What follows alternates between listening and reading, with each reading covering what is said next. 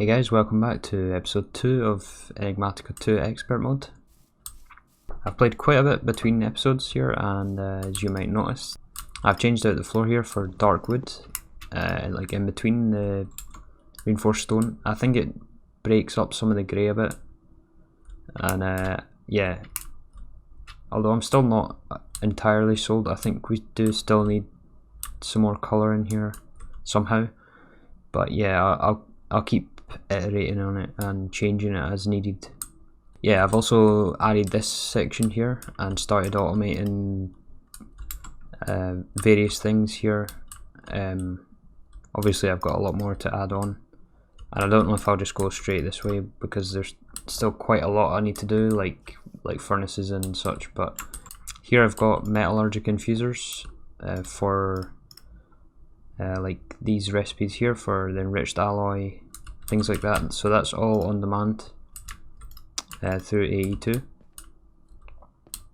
I've also got Certus quartz, and I have wood being made here in the manufactory, just automatically with a level emitter here.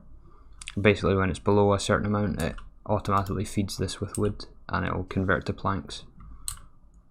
And so I've basically just been picking recipes that I've been running into that I need, and then just automating them rather than batch crafting. So another thing I've done here was the empowder. So I have the empowder automated here, just on demand as well. I only have the one recipe in there for now, but obviously I can expand as needed. And then I also have the atomic reconstructor here. This took me a little bit to set up, but I kind of like the way I ended up doing it. Basically I used a subnet here, so there's an interface tucked in the back here with all the recipes. I'm doing it in blocks just since it makes it faster. So like these 4-5 cables, or actually everything you see on this top layer is a subnet, so it's not connected to the main AE network, and I'm separating that using a little quartz fiber here, so that stops data flowing this way and it's just power. And so the storage bus reads the contents of this crate, and then the import bus imports it into the formation plane. The formation plane drops it, and then the reconstructor will change the item. So if I order restoring a crystal block here, I'll show you what I mean. Oh, if I take my magnet off, let's do that again.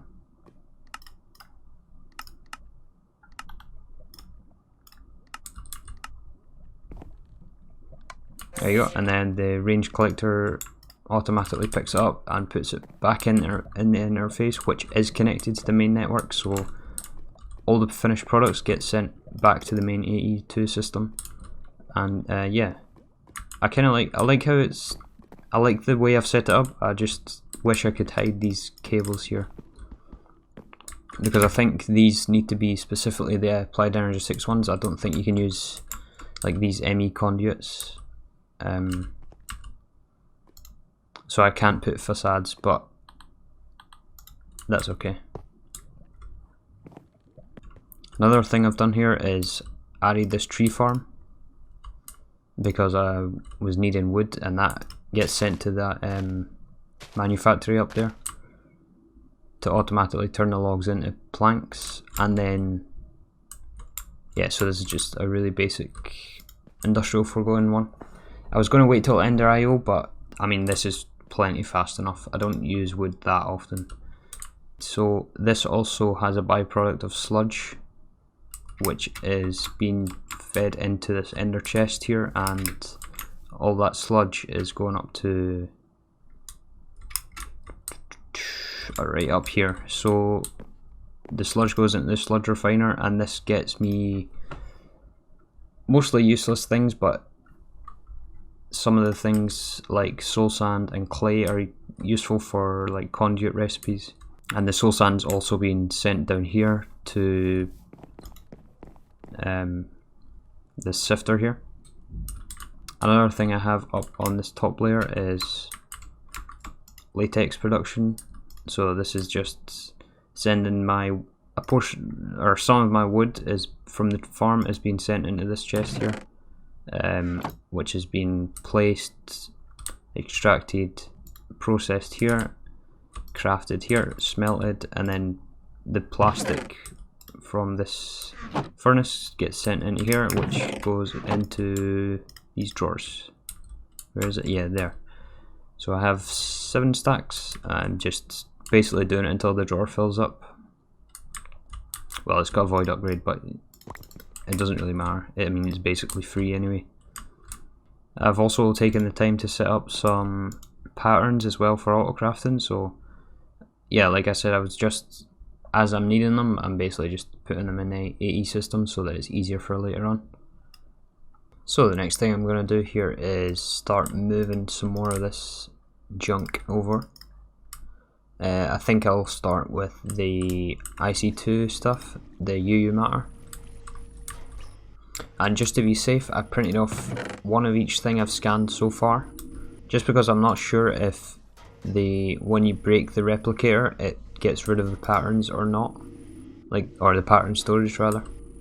I'm not too sure, and I don't mind losing the tiny bit of UU that it costs for one each rather than losing one of these, especially the plutonium, because I think that's the only one, and it'll help me keep track of what I need to rescan if that does happen. But yeah, I'm gonna take all this down and set it up in its new place. Okay, so I have most of this set up now. So for reference, we're just on the left hand side of the entrance here, and I have set up everything nice and neat here. So I have the 10 recyclers like I did before, all fed from the chiseling bits tank, which provides basically as much of these as you can take out. So I used integrated dynamics to basically take a stack per second per recycler. So these are constantly full, and all have 10 overclockers in, so they basically make 1 per tick. Although I'm not using that right now because I don't have the power to support that. And the way I'm controlling this matter fabricator is through this redstone receiver, which is linked to the power bank. And basically if it's below a certain threshold, it turns this off, because the matter fabricator will basically eat as much power as you throw at it. So then the scrap comes from the recycler into a crafter, into a drawer, which is just as a backup, and then that feeds into the matter fabricator, which gives the max amplifier. Basically, I think it's just more efficient with the power to produce UU matter, which goes into the ender tank, which I am going to set up here, along with so I'll have the replicator in the middle here, then scanner first, pattern storage, replicator, and then I'll put the tank on the top with this here, and like that, and then auto output. So this gives us a buffer of UU matter.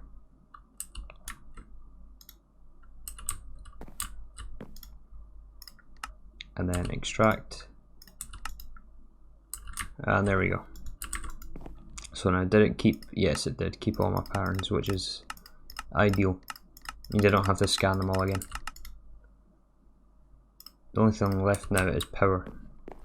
So I think I'll just run this and connect this here. So I have a power line on right here. So, and since these use EU, you can use these Mechanism Ultimate Universal cables, which will transfer RF and EU. So I just have that hooked up to a power cell here, which is also connected to the power gen.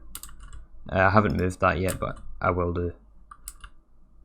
So some more ultimate cables.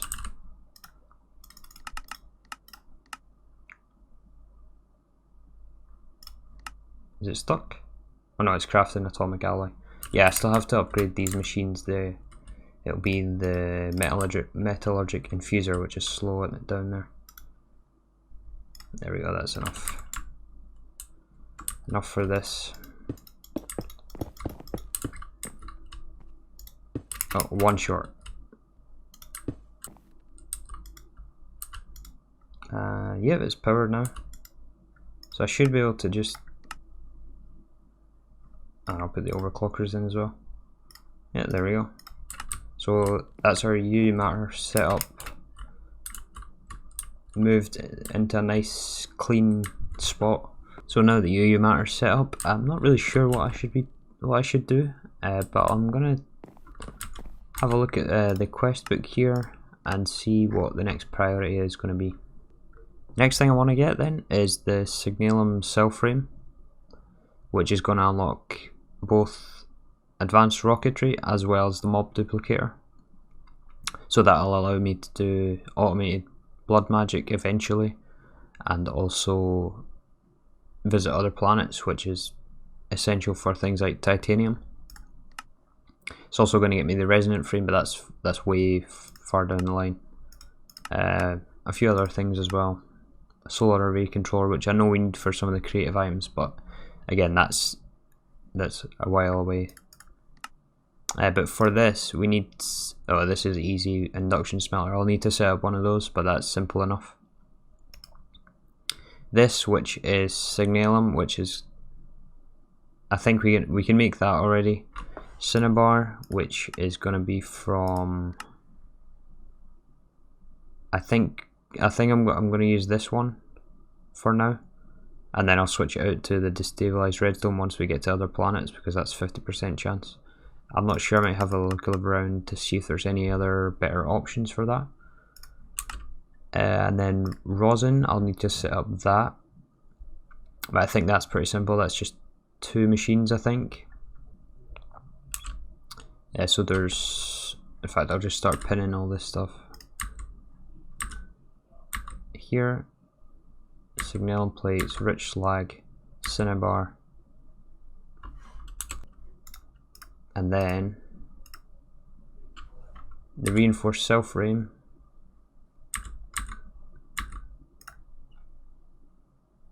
which is all this stuff, which is a bit easier. I already have these automated using the metallurgic infuser. I'll need to set up Electrum, but that's pretty simple. Electrum again, fluxed Electrum is just... How do you make flux Electrum? So yeah, it's just destabilized redstone and a fluid infuser. It's going to take a bit to set up, but again, it's not too difficult. Flux crystals. This is doable. Silver gears, I'll need to set up gear automation as well. I haven't quite decided if I want to use the metal press or the gear working die in the compactor. I think I'm going to do the compactor since it's a bit easier to work with than the metal press. I think it can be faster once you upgrade it as well, so that'll give a bit of future proof. And then this cell frame we already have on combination crafting, or sorry, the impouter. I already have this set up, so that is a rabbit hole and a half. So let's, I guess, start from the bottom. We'll start from this one, and I'll get the gears, the flux electrum, the flux crystals, and the electrum plates. Oh, this looks like we will have to do the metal press after all, but that's okay. Okay, so it's now the next day actually, and I done quite a bit of work. So I added on these walls here, extended this part out, and added a couple more machines in here. So we have 2 compactors here with gear working dies, making gears for both. They're just split among these. And then I have a pressurizer doing the flux electron plates. I'm not sure if I'll add the rest of the plate recipes because I think there's a faster way to do it, but it might go in here just for now, just to have it automated, and then I'll move it later on. Here I have a melter and a fluid infuser. This is to make fluxed electrum from destabilized redstone and electrum. And here I have the fluid transposer to make these flux crystals. So I just have basically redstone always in here, and then it's just sending the items required for the craft rather than having to deal with fluids and things. I'll just have separate machines. And I've left some space for 2 more of these setups for different fluids. So the only thing that's left for this first part, for the reinforced empty cell, is this electrum large plate, which does require this metal press, so I'm going to go and set that up right now.